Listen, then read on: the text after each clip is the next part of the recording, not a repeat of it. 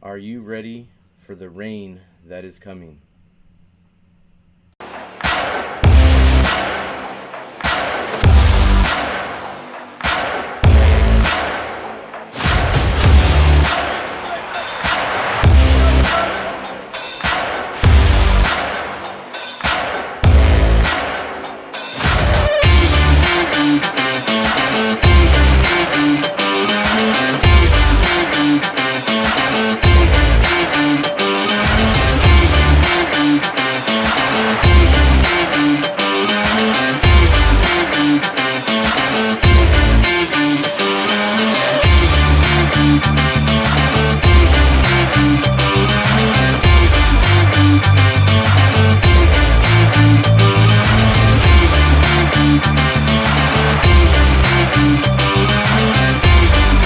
Hello warriors, welcome back to the channel. This is Fernando, God's Prepared Warrior, and today I want to talk to you about preparing for a tropical storm. It's important to note that currently Texas is about to get hit with a tropical storm. Tropical storm Alberto is in the Gulf, and we're about to get slammed with tons of rain. So I want to share with you this topic today, so let's get into it. I want to share 5 things with you today about preparing for this tropical storm. I think it's important for us to, number one, understand the news of the storm, right? Tropical storm warning has been issued for South Texas. It's a large low pressure system that has developed over the Texas Gulf Coast, and the National Weather Service has alerted us of significant flooding and tropical storm force winds. They're all expected to hit the coast cities between Wednesday and Thursday. This storm could bring from 8 to 15 inches of rain, and with some areas seeing up to 15 inches of rain. Additionally, coastal flooding, flash floods, and strong winds are anticipated with this storm. That's what's in the news for our area here in Texas. And so I want to talk about hazards and risks when it comes to tropical storms, even hurricanes that might come, because we're in that season now. So I want to talk about hazards and risks because they're critical. And this is what we need to watch out for, right? So whenever there's a tropical depression, like the one we're about to see, come onshore, we're going to see flooding, right? Heavy rainfall can lead to flash floods, particularly in the low-lying areas. There's a lot of low-lying areas in San Antonio where I live, especially in some of the underpasses of the highways. They tend to flood. So flooding, you should watch out for flooding. You should also watch out for coastal flooding. Those of you who are on the coast that are going to meet this storm first. Flooding can happen with up to 3 feet of water, and it's affecting the bays between Baffin Bay and Matagorda. But when you look at the map here, right, or here, whichever side it's on, you can see that it stretches pretty far, and so it's a long storm that's going to hit the Gulf Coast of Texas. So you got strong winds, and then you also have rip currents in the sea. So there's high risk of rip currents, making coastal activities extremely dangerous. So this will affect the fishing industry. It'll affect those that are out on oil rigs in the Gulf of Mexico. So it's important to know that there are hazards and there are risks, and we have to know them, and that's very important to understand. The third thing is so important that I talked in a previous video, and I'm going to link that video in the description down below. But it is to create an evacuation plan. This is so important. If you are on the coastal plains in here in Texas, the storm is coming on. Um, Depending on the intensity of the storm, it's not a hurricane; it's just a tropical storm. But because of the hazards and risks, right? If you have an evacuation plan, this is really important, right? In the event of severe flooding or damage, having an evacuation plan is very essential, right?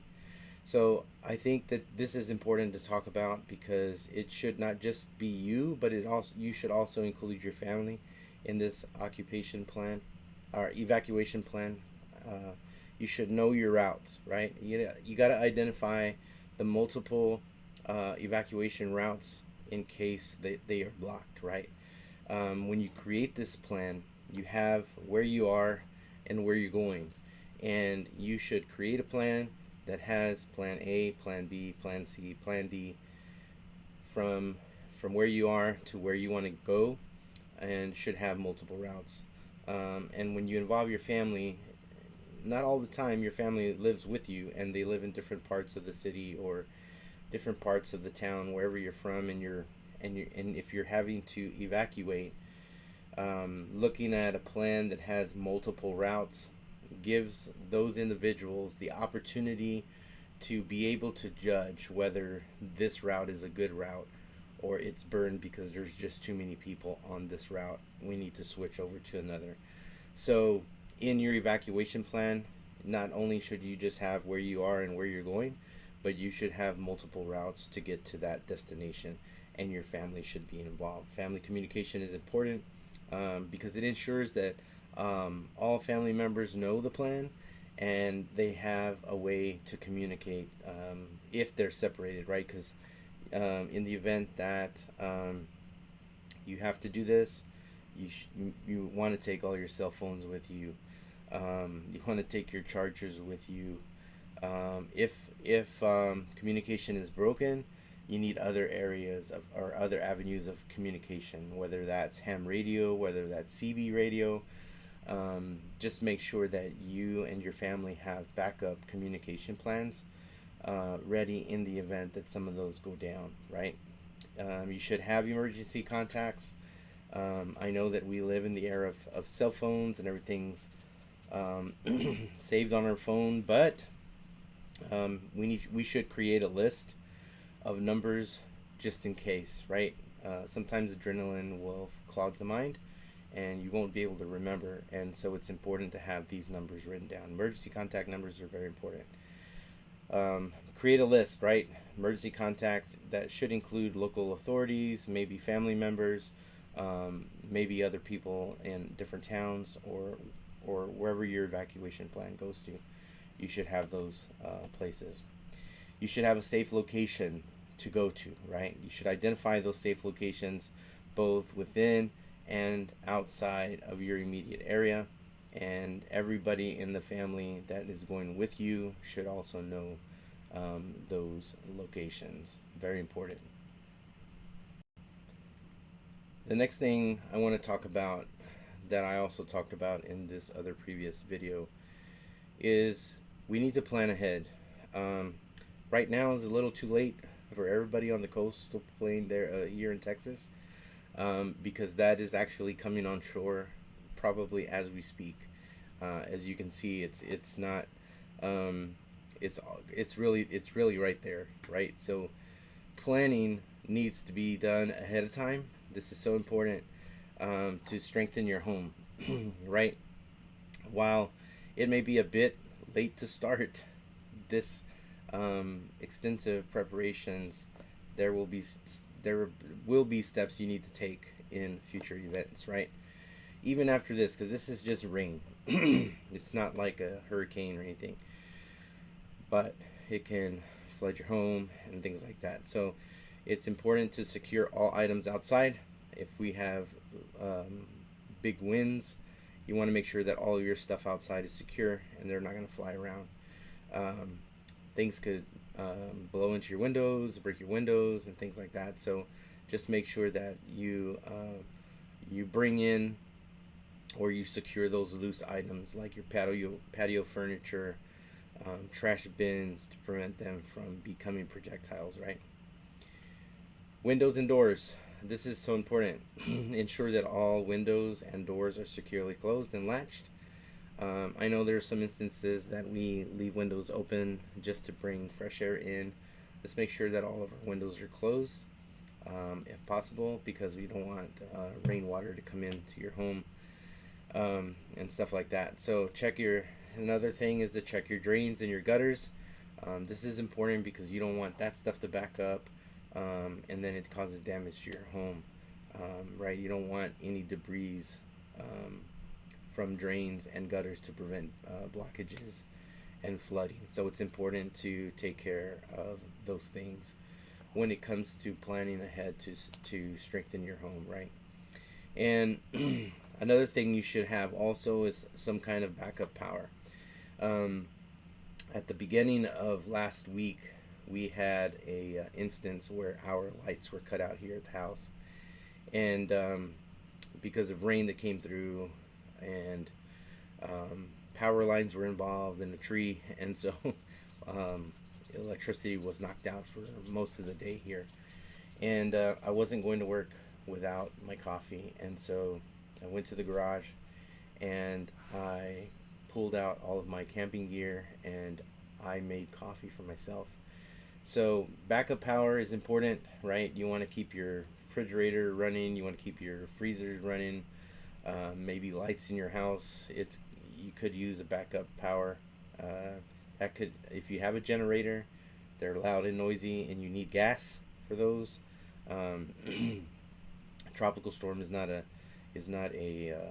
SHDF situation, so you're probably going to be okay. Um, um, so generators are good.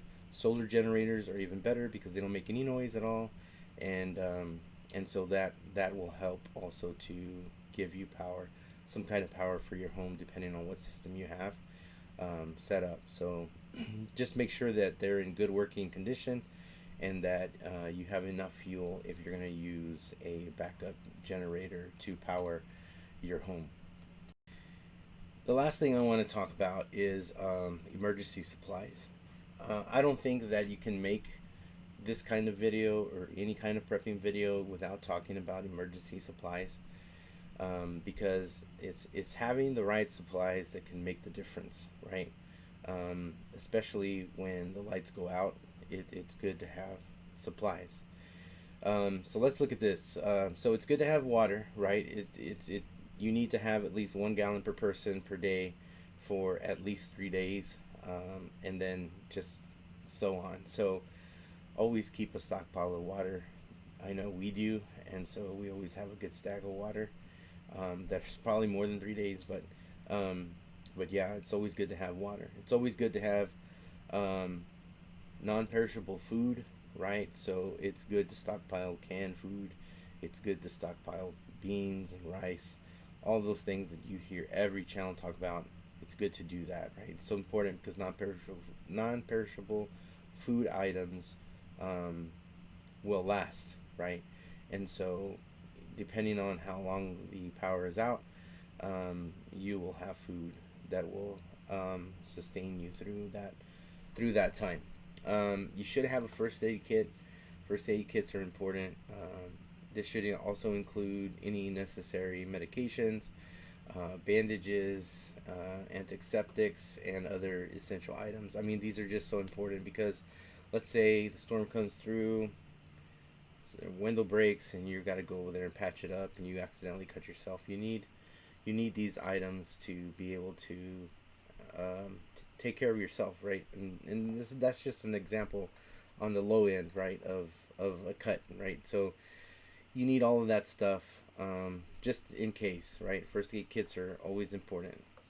The next thing is to have some tools and supplies. Definitely you're going to need a flashlight. Definitely you're going to need batteries for that flashlight, unless it's a rechargeable battery. So you're going to want to have some kind of way to charge that, even when the lights go out, right? Maybe you buy a portable charger that's solar powered, and you're able to connect your phones. You're able to keep all of that powered and going. So those are good. Multi-tools are important because you can do, they're so versatile. You can use them for anything. So multi-tools are important in case you have to evacuate. Local maps are really a good thing to have. Even topographical maps. And so there are some websites for you that you can go and print those out and have maps for yourself. I will also tell you, so our electric company here is CPS Electricity, and so if you go to their website in my area, because they're in my area, if I go to their website and I click on outage, on the outage page, it gives me a map of my area, and I can actually zoom in and it gives me streets and things like that. So I've actually printed maps from this website so that I can have to be able to navigate in the event that nothing works, right? And I have to go on foot, and I have a map to be able to get around. So you know, look at things like that, because you'll be able to pull things from there. You also want to have clothing available. If you're going to bug out, make sure you have clothing, make sure you have bedding to take with you.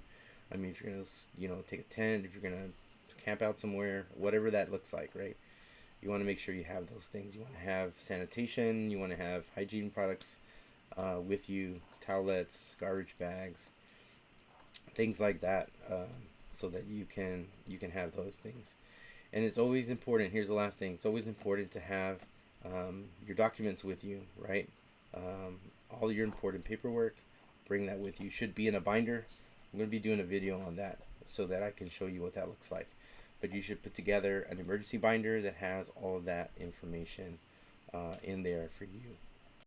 Guys, thank you for watching this video. I hope this kind of brings some kind of insight for you to be able to just kind of be ready. I would have candles, I would have all these things in case the lights go out. It's just me. I'm always thinking about things like that. So, you know, being prepared is not just about survival. Being prepared is about being ready for whatever situation. And so if we're going to have a torrential rainstorm like we're about to have tomorrow, I should know that I need my umbrella in my car. I should, you know, dress for the occasion, right? If it's going to be raining, you know, should have all of the apparel for that, you know. And so this is how we are prepared, right? This is why we prepare. It's so important for our safety and for our well-being, not just for ourselves, but also for our family. So as God's prepared warriors, let's just trust in God's guidance, right? And be diligent in our preparations. So as I always say, right, stay vigilant, stay prepared, and remember, faith is always our shield. So be ready for whatever is happening. Pray for us in Texas, because we're about to get rain again. So don't forget to like, share, and comment on and subscribe to my channel. I will see you next time. God's Prepared Warrior out. Hey guys, this is Fernando, God's Prepared Warrior. Thanks for watching, and don't forget to like, comment, share, and subscribe to my channel.